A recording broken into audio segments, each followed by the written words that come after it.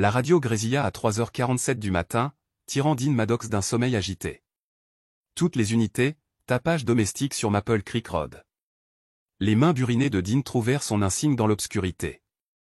3 mois de congé obligatoire après la mort de Marcus, son partenaire abattu lors d'un contrôle de routine. Les cauchemars n'avaient pas cessé. Unité 47, je réponds, lança Dean à la radio. Le département l'avait associé à l'officier Bryce Keller, 25 ans et plein d'entrain. Dean appréciait l'enthousiasme, mais quelque chose dans la constante recherche d'approbation de Bryce lui tapait sur les nerfs. L'appel n'était rien, des adolescents ivres. De retour au poste, Dean remarqua quelque chose qui brillait sur le plancher côté passager, là où Bryce était assis. Il se pencha et ramassa une petite boucle d'oreille en émeraude. Son sang se glaça.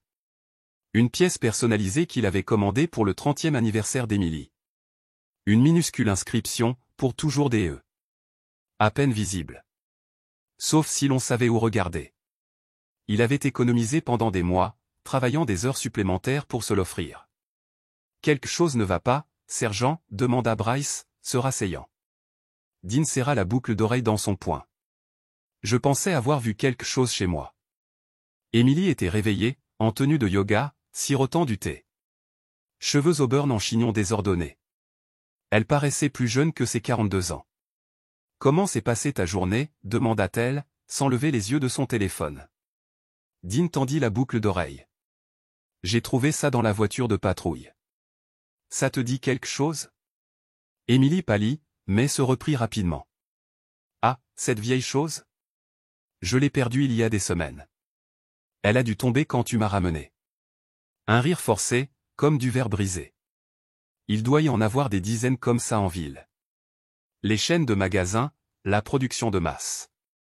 Tout ce que Dean connaissait hurler les signes de mensonge de sa femme, se toucher la gorge, le tremblement de la voix, éviter le contact visuel. 20 ans à la regarder mentir sur des anniversaires oubliés et des factures cachées. N'est-ce pas? Production de masse. Au cours des semaines suivantes, Dean remarqua des choses. Bryce faisait des références désinvoltes à la vie personnelle de Dean. Emily enseignait le hot yoga le jeudi. Dean préférait le café, noir avec 2 sucres. Des informations jamais partagées. Emily changea aussi. Une femme qui se plaignait d'un métabolisme qui ralentissait passait soudainement 3 heures à la salle de sport tous les soirs. Nouveaux vêtements de sport, maquillage pour l'exercice, obsession du téléphone. Je retrouve Sarah pour dîner, annonça TL mardi soir. Sarah du studio? Non. Sarah Hendricks. Le club de lecture? Dean acquiesça. Emily n'avait jamais mentionné Sarah Hendricks et elle avait quitté le club de lecture il y a des mois. Après son départ, Dean conduisit jusqu'au lieu de réunion du club de lecture d'Emily. Sa voiture n'était pas là. Il vérifia 3 restaurants. Rien. À 11h du soir, la voiture d'Emily revint, les joues rouges, les cheveux en désordre, prétendant que Sarah voulait boire du vin à 2 villes d'ici. Comment était le vin? Quel vin? Demanda-t-elle, évitant à nouveau le contact visuel. Tu as dit un bar à vin. Les yeux d'Emily papillonnèrent. Ah, oui. Bien. Bon. J'ai lu. Le lendemain, Dean se rendit chez Radio Shack et acheta un traceur GPS. L'entraînement militaire lui avait enseigné la patience et la précision, des compétences qui lui servaient bien maintenant. Il fixa le traceur à la Honda d'Emily pendant qu'elle prenait sa douche. En quelques heures, il surveillait ses mouvements, un itinéraire vers la salle de sport précis, mais seulement 20 minutes avant de se diriger vers des zones rurales isolées, des chemins forestiers où les adolescents se garaient. La mâchoire de Dean se serra, regardant le point rouge rester immobile pendant 1 heure. Lors de leur prochaine journée de service, Bryce sembla bavard. Vous avez de la chance d'avoir une femme aussi dévouée. Emily dit toujours à quel point elle est fière de votre service. Quand as-tu parlé à Emily? En ville. C'est petit. Tout le monde se croise. La poigne de Dean se resserra sur le volant. C'est ça. Ce soir-là, il clona le téléphone d'Emily à l'aide d'un logiciel de criminalistique numérique, 10 minutes pendant qu'elle prenait sa douche. Les messages le rendirent malade. Contact inconnu, je n'arrête pas de penser à aujourd'hui. Tu me rends fou aux folles. Je n'ai jamais ressenti ça. J'ai l'impression d'être enfin vivant. Contact inconnu. Quand puis-je te revoir? Demain soir. Rendez-vous à notre endroit habituel vers 8 heures. Contact inconnu. J'apporterai du vin et cette chose que tu aimes. Émilie, tu es terrible. J'adore ça. Des semaines de tels messages. Contact inconnu. Mais la nature de la relation était claire. Le lendemain soir, Dean dit à Émilie qu'il ferait un double service. Au lieu de cela, il gara son camion sur une colline surplombant l'aire de stationnement isolé où le GPS indiquait qu'Émilie passait 3 soirées. À 8h15 du soir, la Honda d'Émilie arriva, suivie d'un VUS familier du département. À travers des jumelles, Dean regarda sa femme embrasser son partenaire dans les phares, des silhouettes fusionnant dans un baiser passionné qui lui sembla être un poignard. Ils disparurent dans le VUS pendant plus d'1 heure. En sortant, Bryce aida Émilie à remettre ses vêtements en ordre avant de la raccompagner à sa voiture. La familiarité intime suggérait que ce n'était pas leur première rencontre. Dean resta assis dans l'obscurité longtemps après le départ des 2 véhicules, respirant superficiellement, sa vision se rétrécissant. 20 ans de mariage réduit à une liaison bon marché avec un gamin à peine plus âgé que les élèves d'Émilie. La trahison était plus profonde que la mort de Marcus. C'était une violence aléatoire, une tragédie sans malveillance personnelle. C'était une tromperie délibérée de la part des 2 personnes en qui il avait le plus confiance. Les jours suivants, Dean mena une surveillance digne d'une opération militaire. Il installa des dispositifs d'écoute dans la voiture d'Émilie à l'aide de matériel d'infiltration. Il positionna une caméra de chasse à l'aire de stationnement, capturant les plaques d'immatriculation et les horodatages. Les enregistrements étaient accablants. Dean commence à se douter de quelque chose. La voix d'Émilie crépitait. Il a posé des questions sur la boucle d'oreille. « Quelle boucle d'oreille ?» répondit Bryce. « Celle en émeraude que tu m'as enlevée dans la voiture de patrouille. J'ai dit qu'elle n'était pas à moi, mais les flics remarquent tout. Il faut qu'on fasse plus attention. Trouve un autre endroit. Je ne peux plus continuer à mentir, Bryce. 20 ans de mariage, mais mon Dieu, quand je suis avec toi, je me sens à nouveau comme si j'en avais 22. Tu es désirable. » Dean n'apprécie pas ce qu'il a. Il est distant depuis la mort de Marcus. Physiquement présent, mais émotionnellement absent. Tu mérites quelqu'un qui te voit. Je sais que c'est mal. Mais je ne peux pas m'arrêter. Je ne veux pas m'arrêter. Dean coupa l'enregistrement, fixant la pluie qui striait son pare-brise. Les mots d'Émilie sur le fait de se sentir à nouveau comme une jeune femme de 22 ans le piquèrent, car ils révélaient une vérité. Il avait été aveugle, quelque part dans la routine du mariage. Il avait cessé de voir sa femme comme une femme et avait commencé à la voir comme quelqu'un de fiable, de prévisible. Mais cela n'excusait pas ce qu'ils avaient fait au commissariat. Dean commença à s'isoler. Bryce lui confia des tâches banales, classement des preuves, service de la circulation, contravention de stationnement. Quand Bryce se plaignit des affectations ennuyeuses, Dean haussa les épaules. Tout le monde y passe, mon pote. Marcus et moi, on a fait la circulation pendant 3 ans avant de décrocher notre première affaire sérieuse. Mais sergent, je croyais qu'on était partenaires. Montrez-moi les ficelles. C'est ce que je fais. Les ficelles commencent par apprendre la patience. La frustration visible de Bryce satisfit profondément Dean.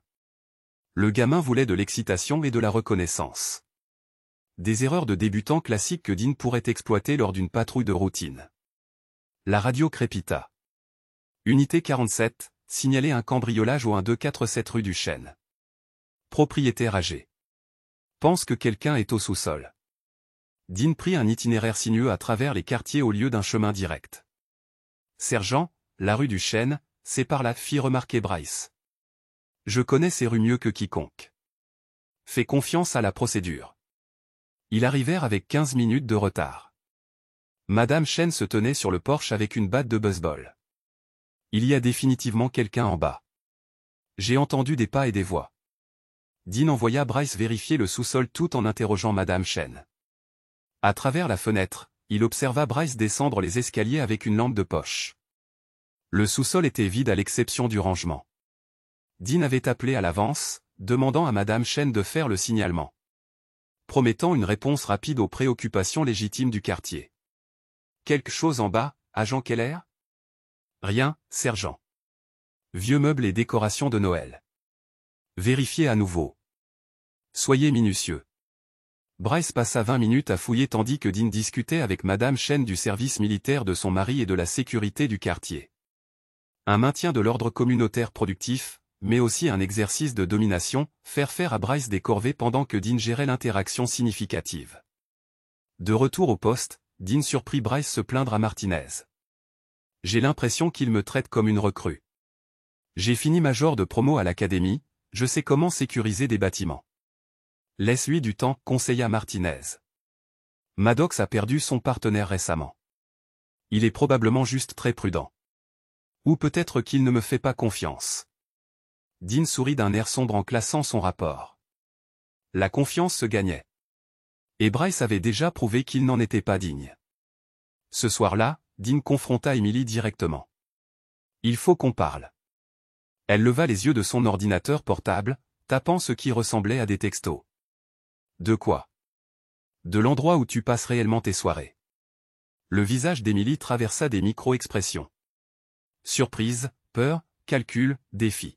« Je ne sais pas ce que tu veux dire. » Dean plaça des captures d'écran GPS imprimées sur la table basse. « Ce sont les données du dispositif de suivi dans ta voiture. Tous les soirs. Depuis 3 semaines, tu as conduit vers des endroits isolés et tu y es resté des heures. Tu veux bien m'expliquer ? » Emily fixa les papiers, respirant superficiellement. « Tu m'as traqué comme une criminelle. Comme un mari qui a remarqué que sa femme mentait sur ses allées et venues. C'est de la folie, Dean. Tu es paranoïaque. Le stress de la perte de Marcus ne fait pas ça. » La voix de Dean était empreinte d'une autorité absolue. « Ne mens pas. Plus jamais. Et n'utilise pas la mort de Marcus comme excuse pour ta trahison. » La contenance d'Emily se brisa. Des larmes coulèrent tandis qu'elle enfouissait sa tête dans ses mains. Ce n'était pas censé arriver. Mais c'est arrivé, avec mon partenaire dans ma voiture de patrouille. Elle releva brusquement la tête. Comment tu as la boucle d'oreille n'était que le début, Emily. Je sais tout. Alors tu sais que je t'aime. Cela ne change pas 20 ans de vie commune. Le rire de Dean était amer. Ça change tout. Tu as choisi de me tromper avec quelqu'un à qui je confie ma vie quotidiennement, tu as choisi de faire de moi un imbécile devant mon service, ma communauté. Personne ne le sait. Tout le monde le sait. Petite ville, Emily. Les gens voient des choses. Ils parlent. Emily essuya ses yeux, étalant son maquillage. Qu'est-ce que tu veux que je dise ? Que je suis désolé ? Je le suis. Mais j'en ai assez de me sentir invisible dans mon propre mariage, assez de rivaliser avec ton travail et tes murs de chagrin. Alors tu as décidé de coucher avec un jeune de 25 ans ? Il me fait me sentir comme une femme au lieu d'un meuble. Et cela justifie de détruire notre mariage ? Les larmes d'Emily s'arrêtèrent, remplacées par une colère rebelle que Dean ne lui avait jamais vue auparavant. Oui. Le lendemain matin, Dean rendit visite à Patricia Wells, l'avocate spécialisée en divorce la plus impitoyable du comté, connue pour ses tactiques de terre brûlée et pour obtenir des règlements favorables aux conjoints lésés. « Je dois demander le divorce, dit Dean, en déposant un dossier Manny sur son bureau. Adultère. J'ai des preuves. » Patricia examina des données de géolocalisation, des enregistrements audio, des photographies avec un détachement professionnel. « C'est très complet, sergent. L'avocat de votre femme aura du mal à contester cela. Je veux qu'elle n'obtienne rien. Pas de pension alimentaire, pas de partage des biens. Je veux qu'elle comprenne que ces actes ont des conséquences. La loi exige une répartition équitable. Mais avec la preuve d'adultère, nous pouvons plaider un écart par rapport au partage standard 50-50. Surtout si des fonds matrimoniaux ont facilité la liaison. Dean se pencha en avant. Que voulez-vous dire ? Chambre d'hôtel, restaurant, cadeau. Si votre femme a dépensé de l'argent commun pour sa relation, nous pouvons le qualifier de gaspillage conjugal et demander un remboursement. Elle a acheté de nouveaux vêtements, des abonnements à la salle de sport, des cosmétiques chers, le tout après le début de la liaison. Patricia sourit comme un requin. Nous aurons besoin de justificatifs. Relevé de crédit, reçu, tout ce qui montre des dépenses inhabituelles coïncidant avec un calendrier précis. Cet après-midi-là, Dean soumit un signalement anonyme aux affaires internes, alléguant que l'officier Keller utilisait des véhicules de service pour des activités personnelles et s'était peut-être engagé dans une conduite indigne. L'enquête serait discrète mais approfondie. Les véhicules utilitaires sport du service disposaient d'un système de suivi par géolocalisation et de caméras embarquées pouvant être consultées pour des violations des règles. Dean commença également à répandre des rumeurs soigneusement orchestrées parmi ses collègues. Pas des commérages malveillants, mais des préoccupations stratégiques quant au jugement de Bryce. Le gamin semble distrait ces derniers temps. Il en a parlé au chef Grant lors du briefing hebdomadaire. Des détails de rapports manquants arrivent en retard aux appels. Vraiment? Ses résultats à l'académie étaient impressionnants. L'académie, c'est différent de la rue. Peut-être qu'il a besoin de plus d'expérience avant d'être affecté à des missions complexes. Le chef Grant hocha la tête pensivement. La réputation du service était cruciale dans les petites villes. Toute inconduite d'un officier nécessitait une gestion prudente. La semaine suivante, Dean intensifia la guerre psychologique contre Emily et Bryce. Planifia des quarts de patrouille, gardant Bryce occupé pendant les heures de gym d'Emily, perturbant leur rencontre. Quand Bryce se plaignit des horaires, Dean simula de l'inquiétude. « Tout va bien? Tu as l'air anxieux concernant tes temps libres. »« Non, monsieur. J'essaie juste de maintenir une routine d'entraînement régulière. La forme physique est importante. Ma femme est elle-même devenue une grande adepte de la gym. C'est marrant comme les gens changent leurs priorités. » Le visage de Bryce devint rouge, mais il ne dit rien. Dean commença à laisser des preuves subtiles de ses connaissances autour de la maison. Se garer là où il pouvait observer les mouvements d'Emily, poser des questions spécifiques sur ses activités, mentionner des détails fortuits suggérant une surveillance. La pression psychologique eut l'effet escompté. Emily devint de plus en plus paranoïaque et irritable, sursautant au moindre bruit inattendu. Vérifiant son téléphone de manière obsessionnelle. « Tu me rends folle avec ton comportement suspicieux », accusa-t-elle un soir. « Soit tu me confrontes directement, soit tu me laisses tranquille. Je pensais que je t'avais confronté. Tu as tout nié. Parce qu'il n'y a rien à nier. Vraiment? Alors ça ne te dérangera pas que je vérifie ton téléphone tout de suite. » Emily serra le téléphone contre elle, protectrice. « C'est privé. Privé de ton mari depuis 20 ans. » L'impasse s'étira comme une arme chargée. Finalement, Emily sortit en trombe, claquant la porte de la chambre. Dean sourit d'un air sombre. La pression fonctionnait. Le lendemain à la station, il mit en œuvre la phase suivante.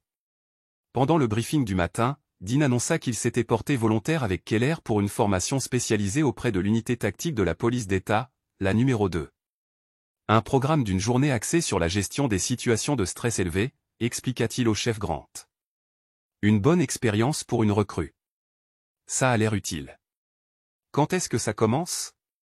Ce week-end. Nous prendrons l'unité 23. Elle a un équipement radio modernisé. Le chef Grant approuva sans hésitation. Dean choisit l'unité 23 parce qu'elle devait subir une maintenance des freins. Fait avéré. En consultant les registres du parc automobile vendredi soir, Dean desserra la connexion de la conduite de frein de l'unité 23 juste assez pour provoquer une perte progressive de liquide. Pas assez pour un accident grave, mais suffisant pour créer une situation dangereuse qui ébranlerait la confiance de Bryce. Le centre de formation se trouvait à 60 km, sur des routes de montagne sinueuses. Dean insista pour que Bryce conduise, affirmant qu'il voulait évaluer ses compétences en matière de maniement du véhicule. Après une trentaine de kilomètres, la pédale de frein commença à sembler spongieuse. Bryce le remarqua immédiatement. « Il y a un problème avec les freins, sergent. »« Qu'est-ce que tu veux dire? La pédale est molle? Il y a peut-être une fuite de liquide. Gare-toi. Laisse-moi vérifier. » Dean examina le système de freinage avec une préoccupation théâtrale, pointant la fuite minime qu'il avait créée. « On dirait une petite fuite. On peut arriver à la formation si on fait attention. Mais il faut que ce soit réparé avant de rentrer. On devrait peut-être appeler un autre véhicule et manquer la formation. C'est important pour ton évolution de carrière. En plus, j'ai conduit des véhicules dans bien pire état en Afghanistan. Garde juste une distance de sécurité. Utilise le frein moteur en descente. » Le reste du trajet fut tendu. Bryce agrippant le volant tandis que Dean offrait des paroles rassurantes, savourant secrètement l'anxiété de son partenaire. Ils arrivèrent sains et saufs, mais Bryce était visiblement secoué. Pendant la pause déjeuner, Dean appela le mécanicien du service et organisa le remorquage de l'unité 23 en invoquant des problèmes de sécurité. Le mécanicien trouverait le tuyau de frein desserré et supposerait une usure normale. Les conducteurs professionnels signalent toujours immédiatement les problèmes mécaniques, dit Dean à Bryce. En attendant la dépanneuse. Bien vu pour le problème de frein. Bryce acquiesça, mais Dean vit qu'il se demandait s'il avait raté quelque chose lors de l'inspection d'avant-service. L'exercice de formation portait sur la prise de décision en situation de crise sous pression, exactement ce qui mettrait à l'épreuve la confiance ébranlée de Bryce. Dean les porta volontaires pour les simulations les plus difficiles. Sachant que la performance de Bryce en souffrirait pendant le jeu de rôle de négociation d'otages, Bryce fit plusieurs erreurs tactiques. Les instructeurs notèrent que Dean offrait un feedback positif en public tout en relevant chaque erreur en privé. « Ne t'inquiète pas, gamin, dit-il à Bryce en rentrant chez eux dans le véhicule de remplacement. Tout le monde galère avec la première formation avancée. Marcus a fait les mêmes erreurs à ton âge. Vraiment? Bien sûr. L'important, c'est d'apprendre des critiques, de ne pas les prendre personnellement. Mais Dean voyait que Bryce le prenait très personnellement. La confiance du jeune officier s'effritait sous la pression accumulée des missions difficiles, des défaillances de l'équipement, des évaluations de performance. De retour en ville, Dean mit en œuvre l'étape suivante, il créa un faux email et envoya des messages anonymes aux membres du conseil municipal, alléguant une conduite inappropriée de la part d'un officier de police non nommé, suggérant au chef Grant de procéder à un examen approfondi du personnel. Les messages étaient suffisamment vagues pour éviter des accusations spécifiques, mais suffisamment détaillés pour susciter une inquiétude officielle. Dans les petites villes, le moindre soupçon d'inconduite policière exigeait une attention immédiate. Afin de maintenir la confiance du public, le chef Grant convoqua Dean dans son bureau lundi. « J'ai reçu des communications inquiétantes concernant une possible inconduite d'un officier. Rien de précis, mais suffisamment pour justifier un examen interne. De quel genre d'inconduite s'agit-il ? Les messages mentionnent des relations inappropriées et l'utilisation des ressources du service. Probablement juste des rumeurs, mais nous avons besoin d'une enquête approfondie. » Dean acquiesça gravement. Absolument. La réputation du service est primordiale. Voulez-vous que je mène des entretiens préliminaires? Ce serait utile. Vous connaissez les officiers mieux que personne. S'il y a un comportement inapproprié, je vous fais confiance pour l'identifier. Je serai minutieux et discret. Au cours des jours suivants, Dean interrogea chaque officier sur le respect des politiques du service concernant la conduite personnelle et l'utilisation des ressources. Les entretiens étaient professionnels et routiniers, mais créèrent une atmosphère de suspicion, mettant tout le monde mal à l'aise. Lors de l'entretien avec Bryce, Dean fut particulièrement minutieux. Existe-t-il des relations personnelles qui créent des conflits d'intérêts avec vos fonctions? Non, monsieur. Un véhicule du service a-t-il été utilisé à des fins non officielles? Seulement pour des activités autorisées, monsieur. Des interactions avec des citoyens qui pourraient être interprétées comme inappropriées. Bryce hésita juste assez longtemps pour que Dean le remarque. Non, monsieur. Bien. La réputation du service dépend du maintien de normes professionnelles. Après chaque entretien, Dean soumettait un rapport confidentiel au chef Grant, déclarant que bien qu'il n'ait trouvé aucune preuve de faute grave, l'officier Keller semblait inhabituellement nerveux pendant l'interrogatoire et pourrait bénéficier d'une supervision et d'une formation supplémentaire. Le rapport n'était pas accablant, mais semait des graines de doute quant à la fiabilité et au jugement de Bryce. Ce soir-là, Dean confronta à nouveau Emily, cette fois avec des documents juridiques. Les papiers du divorce, dit-il, les posant sur la table de la cuisine. Je demande la dissolution du mariage pour cause d'adultère. Emily fixa les papiers, le visage pâle. Dean, s'il te plaît. On peut arranger ça. Thérapie de couple. Le moment pour la thérapie était avant que tu ne décides de trahir 20 ans de mariage. J'ai fait une erreur. Les gens font des erreurs. Ce n'était pas une erreur, Emily. C'était un choix. Des choix multiples. Chaque mensonge, chaque rendez-vous secret, chaque texto. Tout des choix. Le sang-froid d'Emily se brisa à nouveau. Qu'est-ce que tu veux de moi? Qu'est-ce qu'il faudra pour arranger ça? Ça ne peut pas être arrangé. La confiance ne peut pas être reconstruite une fois qu'elle est complètement détruite. Alors c'est tout? 20 ans jetés à la poubelle parce que je me sentais négligé et que j'ai pris une décision stupide. Tu te sentais négligé, alors tu as décidé de coucher avec mon partenaire dans ma voiture de patrouille? Émilie sursauta, comme si elle avait été frappée. Ce n'était pas comme ça. Alors explique ce que c'était. Silence pendant plusieurs minutes, des larmes coulant à flot. Finalement, elle murmura, il me faisait me sentir jeune à nouveau, comme si j'étais importante pour quelqu'un. Tu étais importante pour moi. Mais ce n'était pas suffisant, n'est-ce pas? Émilie secoua la tête. Je ne sais plus. Je suis tellement perdue et effrayée. Et tu devrais avoir peur, parce que je vais m'assurer que tu comprennes exactement ce que coûtent tes choix.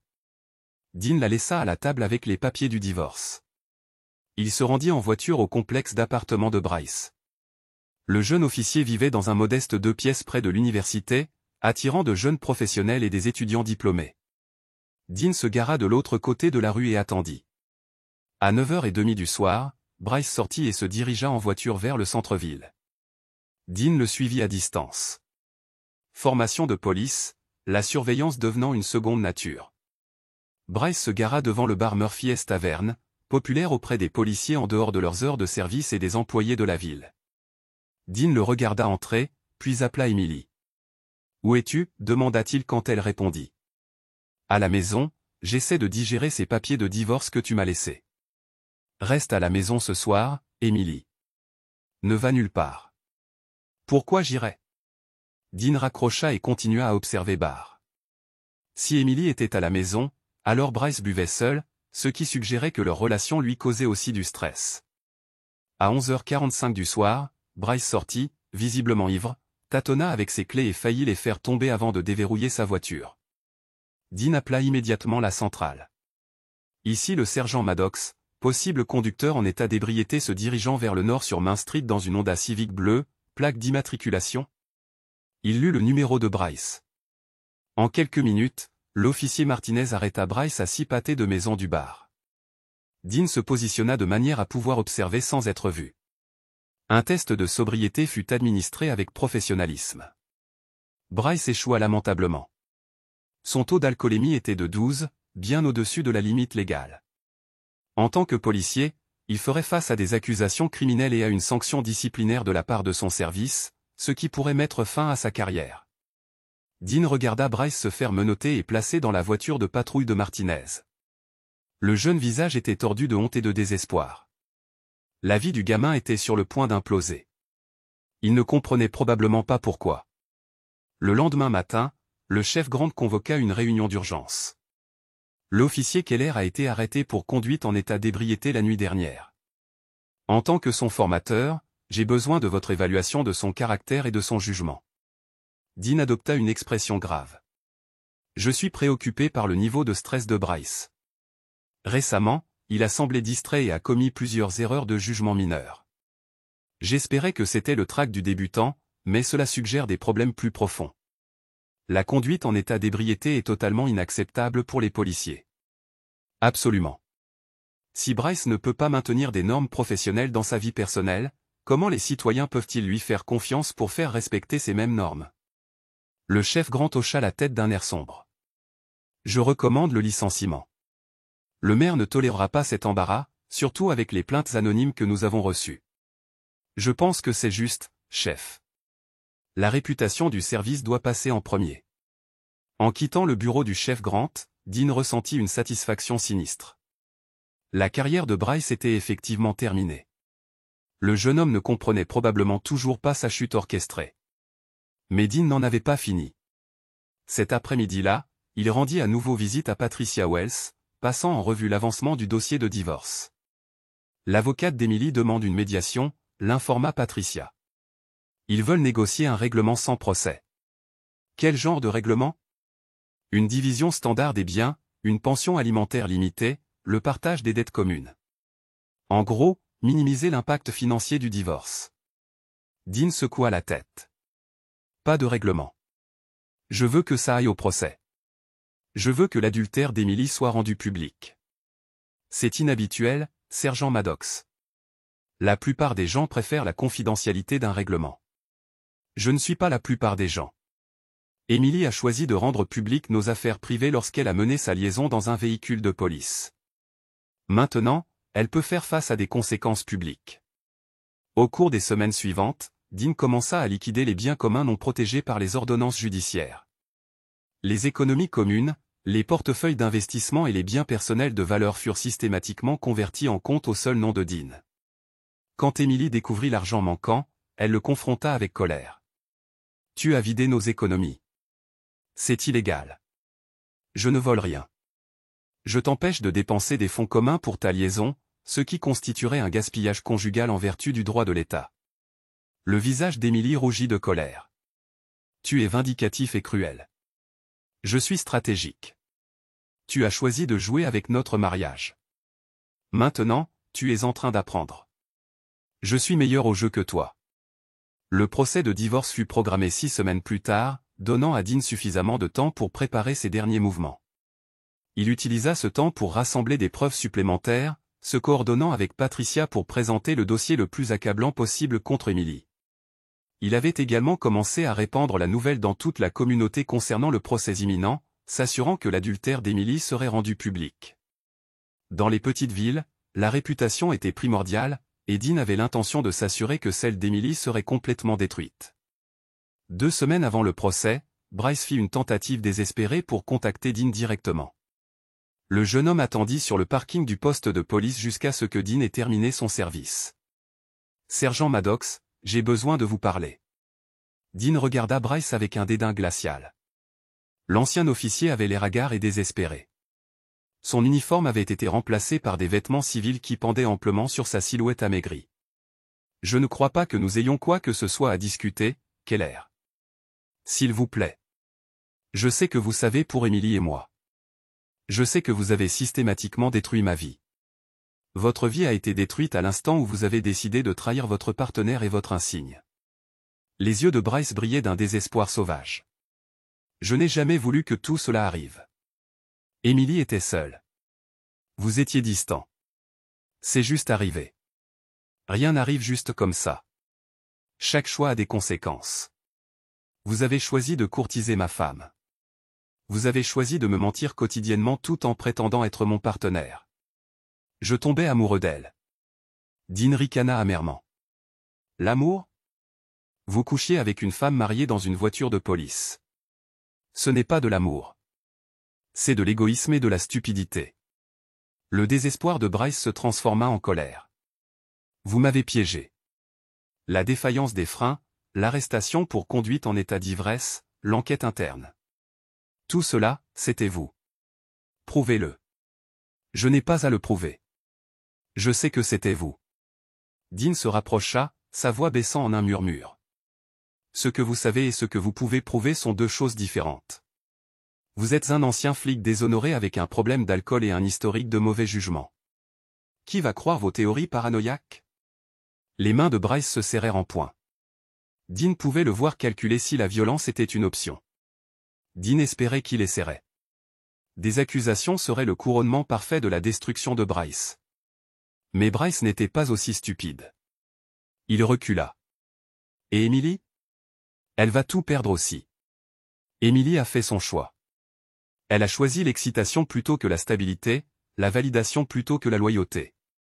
Maintenant, elle va vivre avec les conséquences. » Bryce se retourna et s'éloigna sans un mot de plus. Dean le regarda partir, ne ressentant aucune satisfaction, seulement une résolution froide. La vie du jeune homme était effectivement terminée.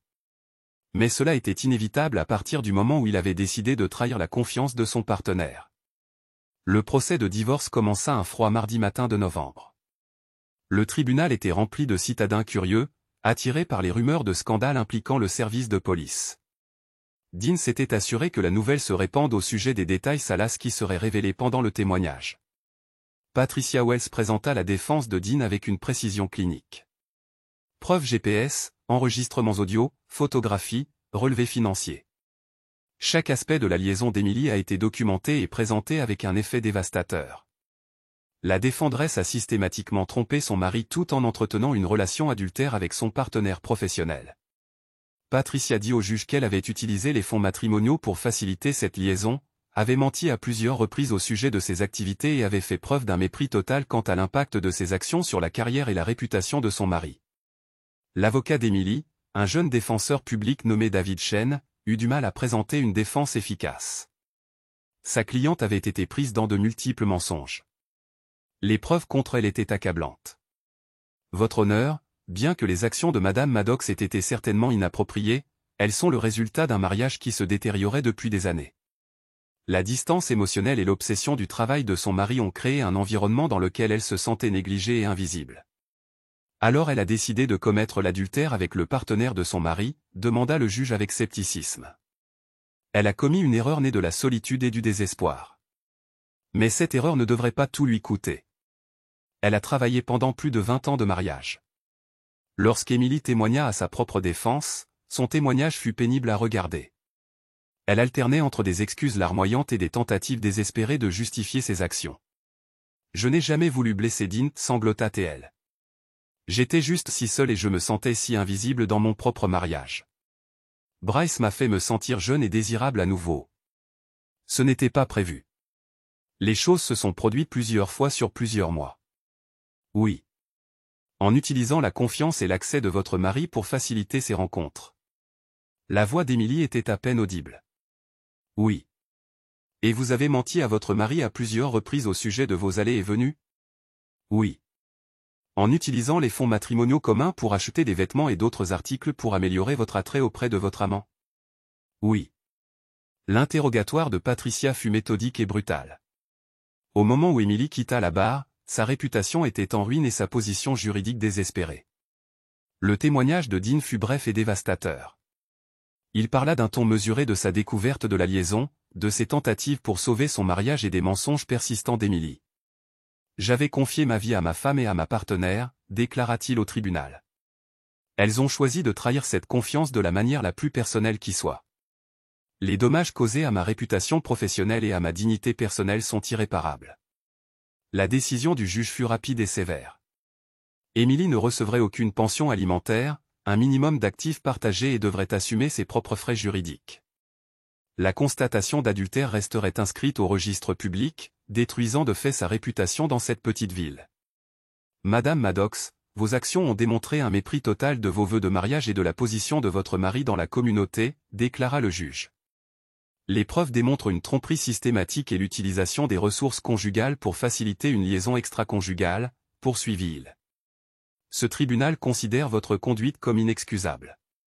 Émilie s'effondra en larmes à la lecture du verdict. Sa sœur, Darla, l'aida à quitter la salle d'audience tandis que Dean observait impassible à l'extérieur du palais de justice. Les caméras des chaînes d'information locales capturèrent l'humiliation d'Émilie. Pour le journal télévisé du soir, Dean fit une brève déclaration sur son intention de tourner la page et de se concentrer sur sa carrière dans les forces de l'ordre. Ce soir-là, Dean se rendit à l'aire de stationnement isolé où Émilie et Bryce avaient entretenu leur liaison. Il se gara à l'endroit même où il avait surpris leur étreinte pour la première fois et resta assis en silence pendant plusieurs minutes. De sa poche, il sortit la boucle d'oreille en émeraude qui avait tout déclenché. La minuscule inscription, à jamais des E, capta le clair de lune alors qu'il la tenait levée. Il se dirigea vers un grand pin au bord de la clairière et déposa la boucle d'oreille sur une racine proéminente. À côté, il laissa un mot manuscrit qui disait « Vous avez laissé tomber quelque chose. » « Je n'ai rien laissé tomber, répondit-elle. Alors qu'il s'éloignait, Dean ne ressentait aucune satisfaction, seulement un vide. Émilie avait perdu son mariage, sa maison, sa réputation et son avenir. Bryce avait renoncé à sa carrière, à sa liberté et à ses rêves. Tous deux avaient payé le prix de leur trahison, mais Dean avait également perdu quelque chose, sa foi dans les personnes auxquelles il avait le plus fait confiance. La victoire lui semblait creuse, car elle ne pouvait pas restaurer ce qui lui avait été pris. La radio grésilla et reprit vie alors qu'il rentrait chez lui. Tous les véhicules, tapage domestique sur M Street. Signalement de cri. Dean tendit la main vers le microphone, puis hésita. Après tout ce qui s'était passé, il n'était pas certain d'avoir encore le cœur de protéger et de servir une communauté où la confiance pouvait être si facilement brisée. Mais le devoir l'appelait, et Dean Maddox n'avait jamais été du genre à se soustraire à ses responsabilités. Unité 47, je réponds, dit-il dans le micro, sa voix stable malgré le poids de tout ce qu'il avait sacrifié et de tout ce qu'il avait gagné. L'histoire était terminée, mais la vie continuait. Et parfois, c'était la conséquence la plus dure de toutes.